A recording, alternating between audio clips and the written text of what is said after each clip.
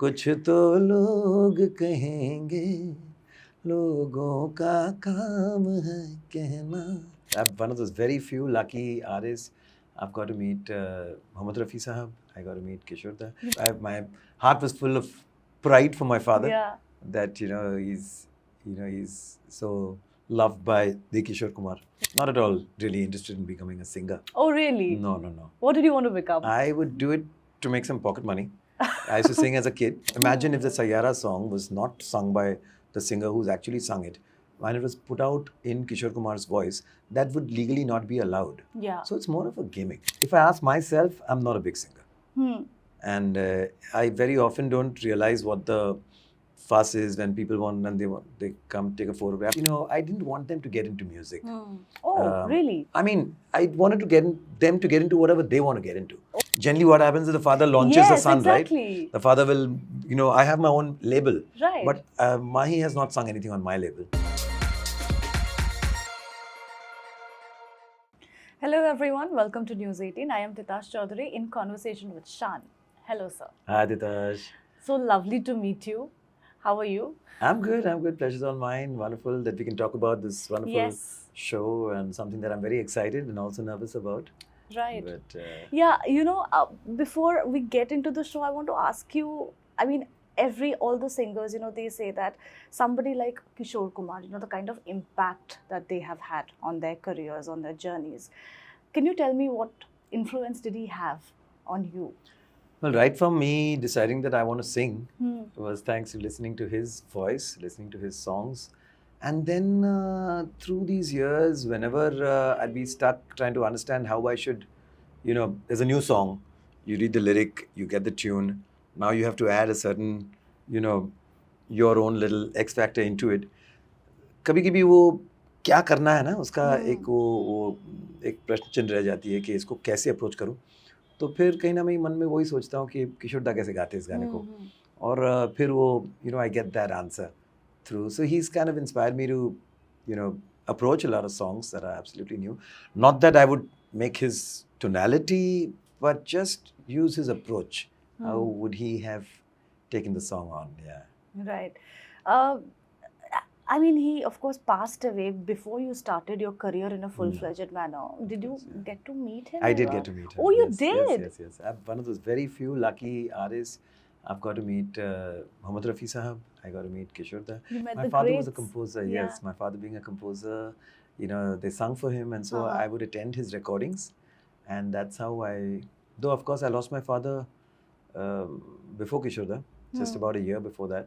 But my father's last recording was which he sang in a Bengali film called Bandhubi. Okay. So I was there at Mehboob Studio, saw him actually sing, which is very quick because I guess in a take or two he was done. And yeah. So. Do you remember any interaction more with than him? Seeing him sing, what I remember is because,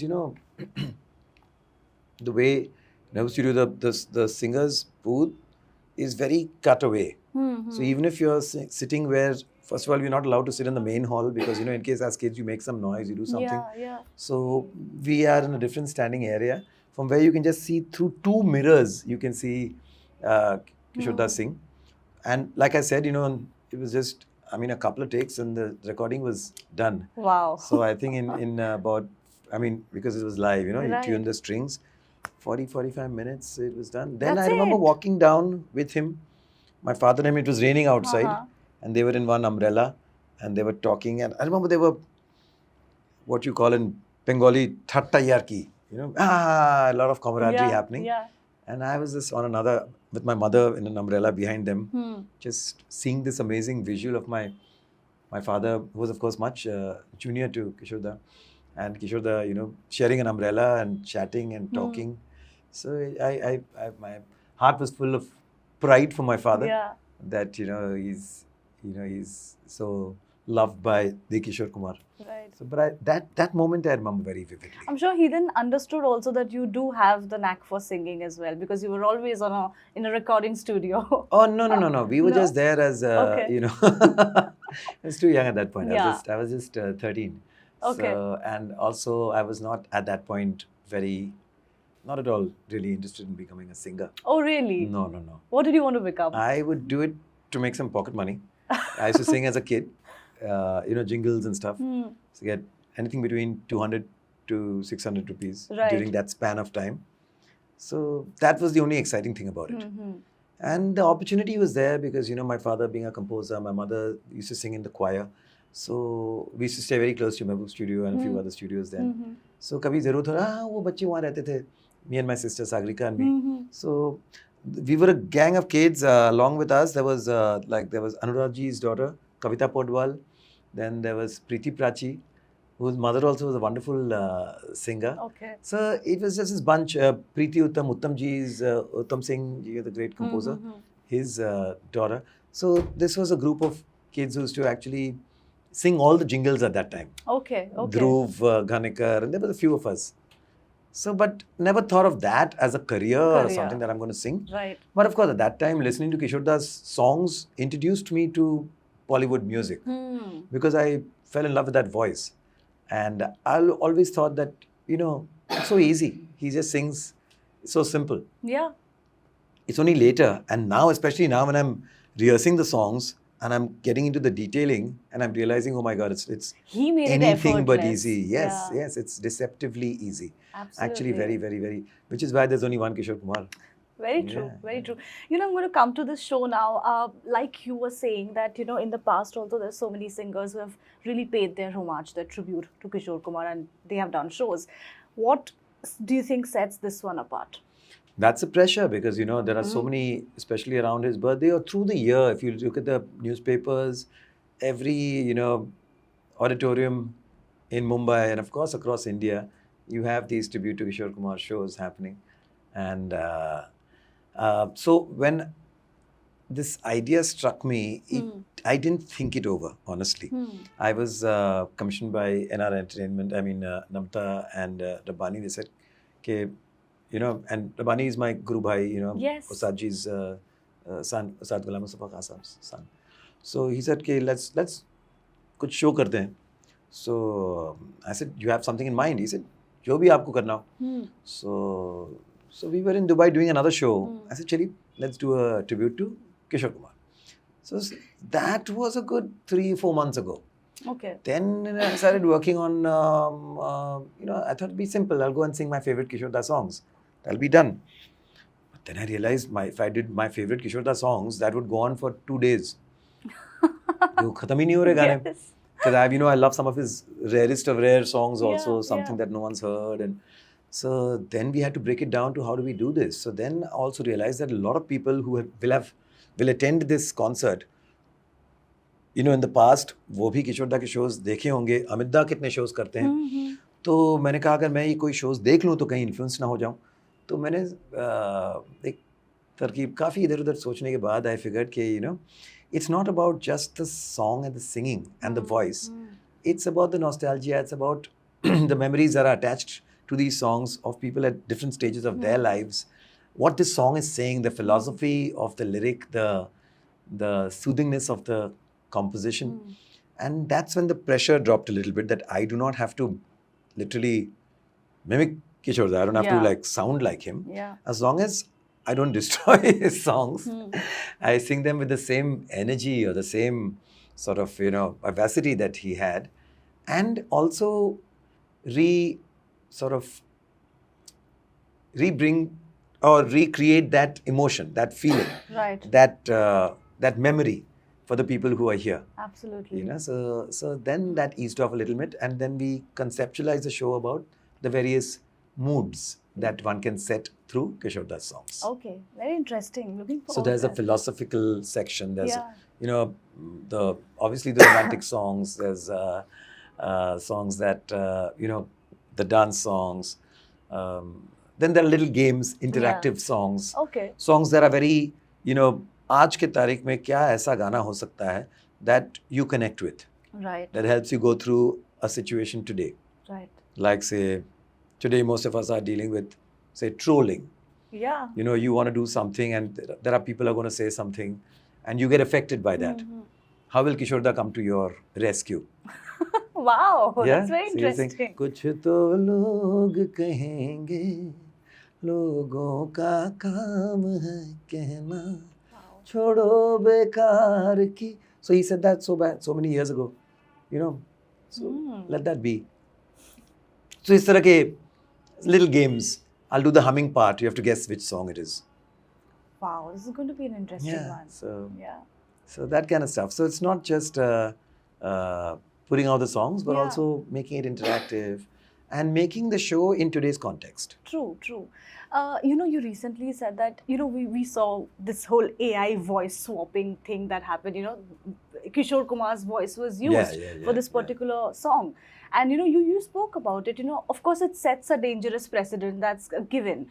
And do you think it really takes, singers should really come forward and perhaps, what Arijit Singh did? The High Court has now said that, platforms are not allowed to use his voice without his consent anymore. You think a singer needs to reach that level for these things to actually stop? They really haven't started yet. It's just a gimmick. And if it actually, someone has to monetize this or someone actually has to put out a new original song. Imagine if the Saiyaara song was not sung by the singer who's actually sung it. When it was put out in Kishore Kumar's voice, that would legally not be allowed. Yeah. So it's more of a gimmick. So it's not so much of a thing. I mean, there are laws now that will safeguard any artist. The only issue is that, people identify with the voice, so they know, oh, that's Kishore's voice. So you can't say that, no, it's just a AI generated voice. It's a random voice. You can't do that. There is a likeness to a face or a likeness to a voice that will get, you can't use it. Yeah. Legally, you will be penalized to do that. Absolutely. So that's taken care of. No. I was just making a point saying that, what AI does is takes data from the past. Yeah. Puts it together and then gives you a voice texture or a sound. But for a lot of people commenting that, oh, I love the way Kishore Da sang it. He didn't sing it. He didn't sing. And if he had to sing it, he would have, like if Kishore Kumar has sung a song in the 80s, it's very different from how he has sung it. Anyone. If I started my career 25 years ago, how I sang, say, Musu Musu in 1999, if I sing it today, it'll be different. It'll be according to what's going to work today or how I feel about that emotion today. Right. Even if I want to think that, oh, this is sung by a 20-year-old in my head, I sing it like a young voice. Yeah. A 20-year-old in 2025 is very different from a 20-year-old in 1999. True. So I will apply those little nuances. Right. And of course, so will any singer. Right. No singer's voice will stay the same for 30 years. Tonality-wise, yes. But different influences, it's dynamic. That's what I meant. Right. So this whole thing, Kishore Da would have sung it like that. I mean, of course, there are great mimicry artists who do a great job and do that. So वहाँ तक gimmick तक ठीक है. But to kind of to take it anything beyond that, it doesn't make any sense. True, I agree. You just mentioned Ustad Ghulam Mustafa Khan and the fact that he was of course your guru and he has also mentored so many other singers. Course, yes, there was I think Asha Bhosle as well, Sonu Nigam, all of them. I'm sure he has also had a huge impact on your career, on your singing style. When you were being mentored by him at that time, do you remember being, there were other peers, colleagues who went on to become as huge as you? No.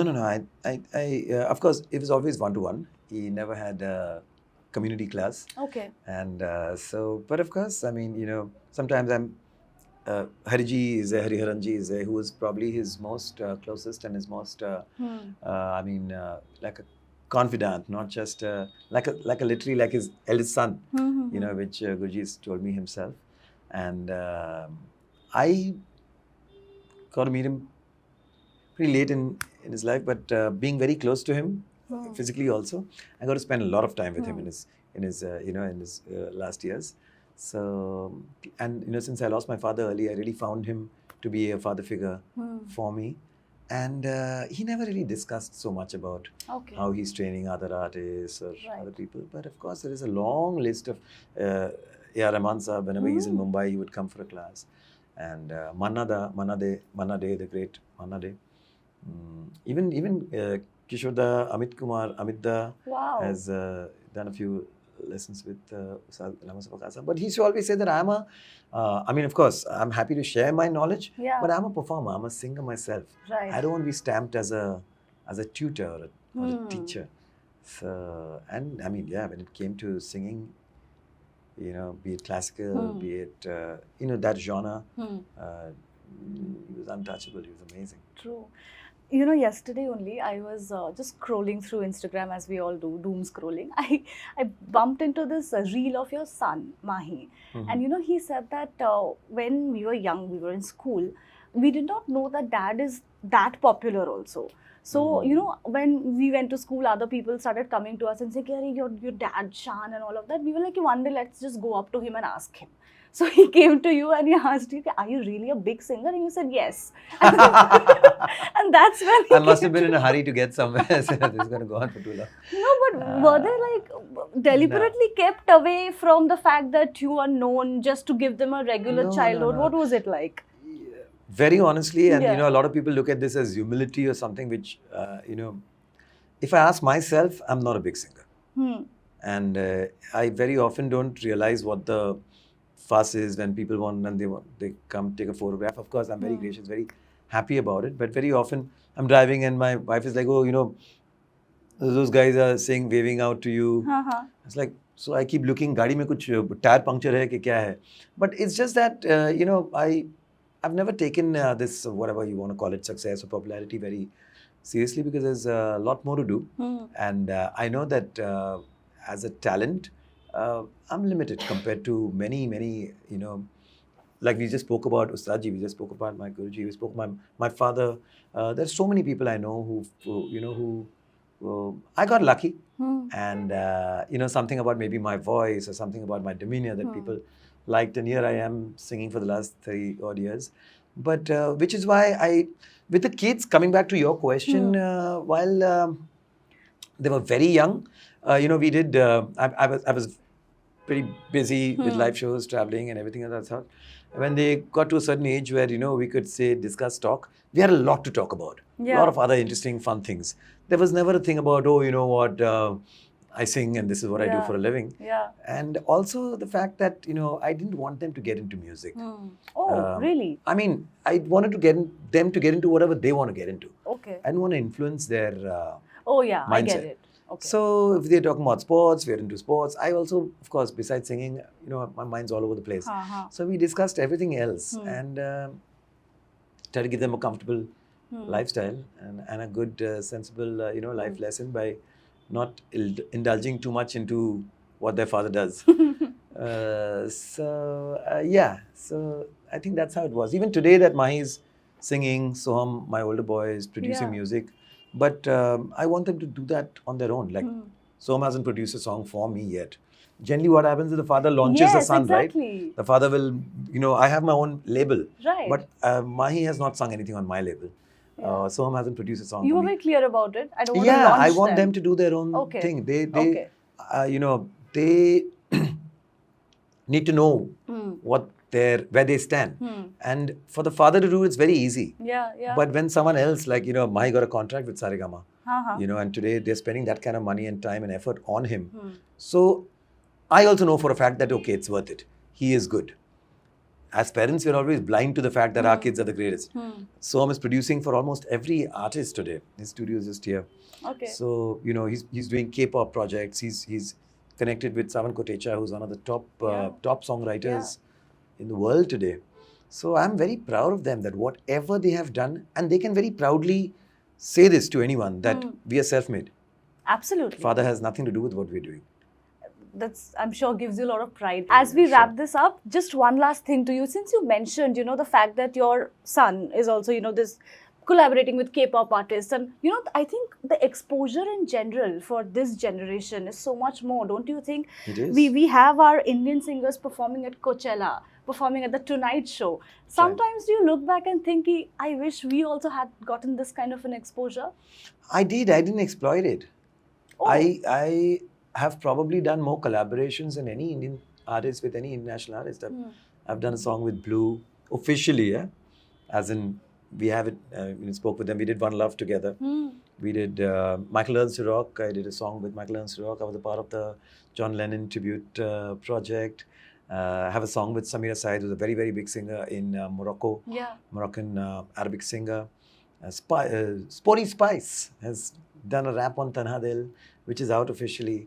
But in those days, there was no internet. I couldn't make a big prachar about it. I performed for the BBC proms. I was the first Indian artist to perform there, which is a very, very, very big IP at the Royal Albert Hall.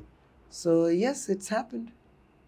But that's just been me. You just put your head down and do what's going on at the moment. Right. So when I look back, and I think it's been a wonderful career. Yeah. Done a lot of big things. You did, obviously. I was the first to perform in Saudi for an Indian artist 2 nights in a row. Right. Yeah. So, and hopefully in the coming future, I will do more interesting, fun things. Absolutely. So, but yeah, it's all, it's just another day in office. Great. So, yeah. But no, on that note, thank you so much, sir, for this conversation. And I look forward to catching you live on the stage. Yes, this is what I'm super excited about. Yes. Coachella can wait. Of course. No, thank you.